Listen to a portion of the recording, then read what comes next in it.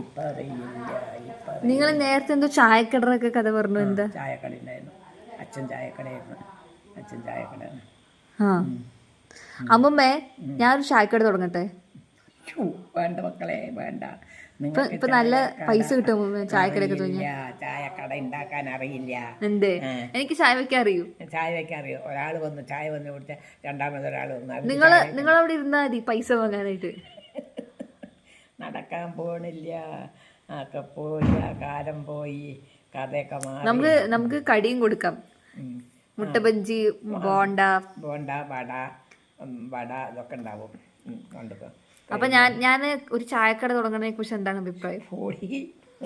ചായക്കടയൊന്നും തുടങ്ങില്ല നിങ്ങൾക്ക്. നല്ല ബിസിനസ് ആകുമ്പോൾ നല്ല പൈസ കിട്ടും. ചെലവുണ്ട്. അത് ചെയ്യാം. നിങ്ങൾ ക്യാഷ്യർ ആയിട്ട് ഇരിക്കുവോ? ഞാൻ ഇരിക്കില്ല. പൈസ വാങ്ങാതിരുന്നാ മതി. എൻ്റെ അമ്മയുണ്ടായിരുന്നു. അമ്മ മരിച്ചു. അമ്മ